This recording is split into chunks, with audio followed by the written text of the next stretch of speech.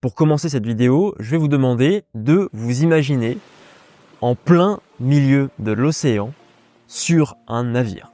Alors bien sûr, je pense que peut-être la vision que vous avez, c'est un beau navire en plein milieu de la mer Méditerranée où tout va bien, où les oiseaux chantent, où il fait très très beau. Mais en l'occurrence, vous êtes bien sûr en plein milieu de l'océan, mais l'océan Atlantique, donc un océan quand même assez tumultueux, en plein milieu d'une tempête. Bonne nouvelle, votre navire il est extrêmement solide et vous savez même qu'il est indestructible. Donc vous n'avez rien à craindre, vous êtes plutôt assez sûr et confiant.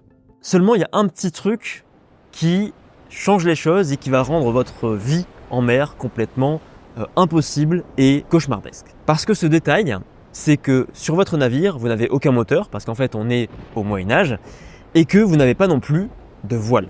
Parce que vos voiles se sont brisées, parce que vous êtes arrivé là, mais vos voiles se sont brisées dans les tempêtes, parce que il y a dans ce milieu de cet océan-là beaucoup de tempêtes et des tempêtes qui sont même éternelles. Donc vous êtes en fait bloqué dans cet océan-là. Vous ne pouvez pas avancer, vous ne pouvez pas reculer, vous ne pouvez pas naviguer, vous ne pouvez pas aller où vous voulez, et vous êtes bloqué dans des tempêtes éternelles et vous êtes finalement condamné à subir les tempêtes continuellement, à mal dormir, à finalement subir tout ce qui vous arrive. Alors maintenant que vous avez imaginé cette situation-là, à quoi à votre avis ça fait référence dans l'actualité aujourd'hui? Parce que bien évidemment, il y a un parallèle, c'est une métaphore que je vous ai faite. Alors le parallèle, c'est quoi? Le parallèle, c'est que l'océan, les tempêtes, ce sont toutes les informations, tout le brouhaha informationnel ambiant, toutes les polémiques qui vous entourent aujourd'hui. Alors quand je parle de brouhaha, d'informations, il y a bien sûr, et vous y pensez immédiatement, tout ce qui se passe d'un point de vue géopolitique, donc par rapport à Israël, Gaza et maintenant malheureusement Israël et le Liban. Bien sûr, ça vous occupe beaucoup l'esprit. Mais il y a aussi et surtout, par rapport à cette métaphore, il y a aussi et surtout toutes les polémiques vis-à-vis de l'islam. Peut-être qui vous touchent encore plus directement si vous êtes musulman ou musulmane. Et maintenant, à quoi correspond le navire? Alors, il y a deux choses. Il y a le navire et il y a l'absence de voile. Alors le navire, déjà c'est quelque chose sur lequel vous pouvez faire entièrement confiance. C'est quelque chose de solide, voire même d'indestructible. Et ça, ça vous sauve, parce que si votre navire était fragile, il n'y aurait plus personne, vous serez au fond de l'océan ou dans les profondeurs et c'est fini. Ok. Votre navire, il est extrêmement solide parce que ça correspond à quoi dans la réalité d'aujourd'hui? Ce sont vos valeurs, ce sont peut-être votre religion, si vous êtes religieux, alors que vous soyez musulman ou non d'ailleurs. Et cette valeur-là, c'est ce qui vous compose, c'est ce qui vous identifie, c'est votre identité. Et c'est ce qui vous permet aujourd'hui aussi d'affronter les obstacles d'aujourd'hui et qui vous permet d'être assez serein, entre guillemets, malgré tout ce qui se passe. Maintenant, la question des voiles. La question des voiles, c'est que, certes, vous pouvez avoir des principes, vous pouvez avoir des valeurs, mais si elles ne sont pas incarnées, si vous ne donnez pas du corps à vos valeurs et vos principes par, et on va y revenir, le savoir, eh bien vous allez être embarqué dans le tumulte comme les vagues du contexte, des polémiques. Parce que si vous n'avez pas le contenu, si vous n'avez pas les connaissances qui vous permettent de discréditer, là on parle vraiment des polémiques et pas forcément du contexte géopolitique où vous avez moins, je pense, de prise, même si on pourrait en reparler, si vous avez des connaissances, vous pouvez les court-circuiter.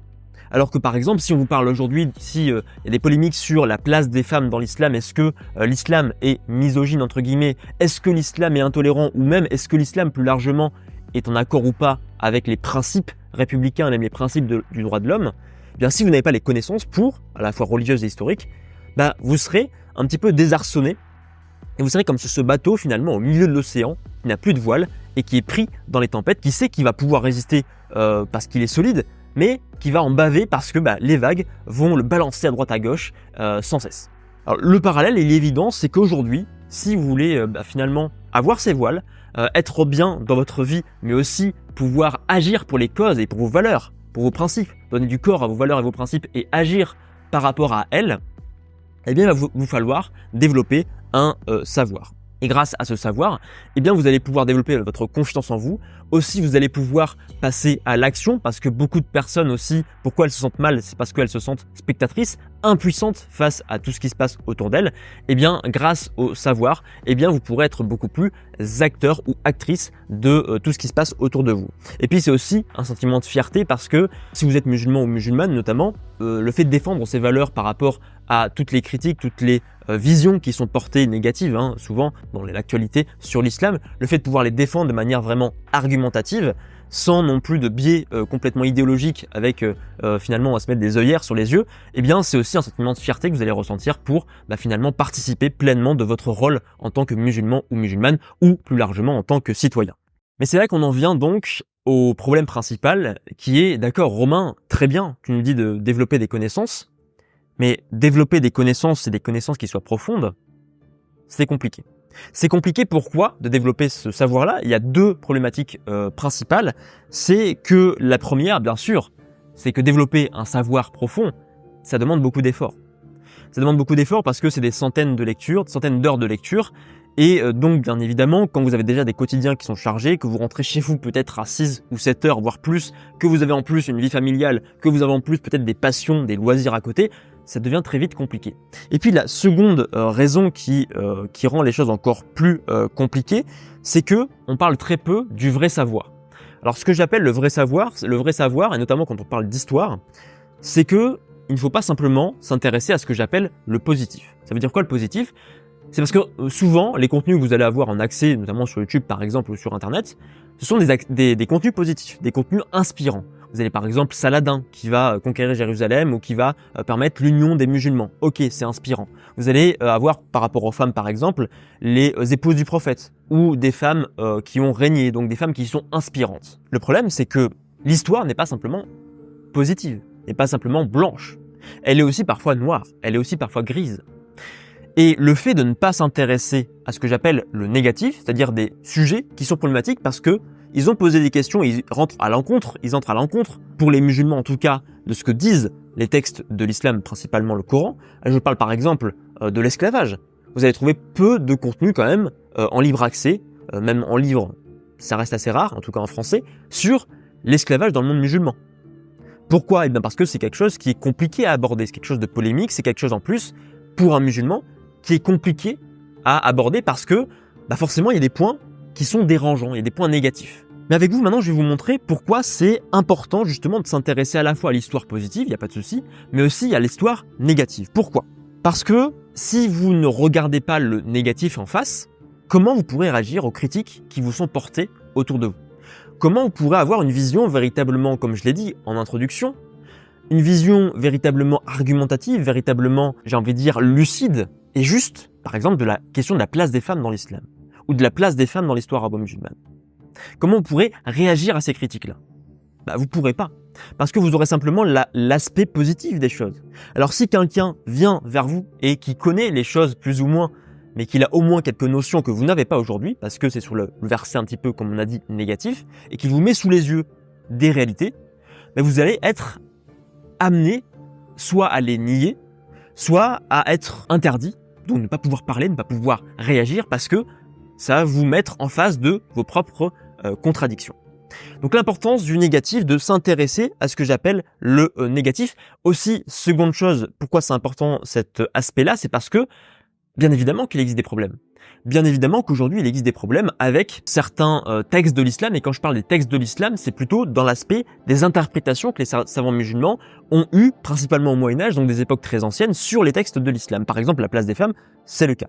Et donc, ça permet aussi de embrasser ce négatif et ce positif, et bien d'identifier les problèmes qui existent aujourd'hui, et forcément, de les régler. Parce que si on n'identifie pas les problèmes, forcément, ça devient légèrement compliqué pour les régler. Et bien sûr, le problème, c'est que, en tant qu'être humain, on n'a pas envie d'être dans l'inconfort.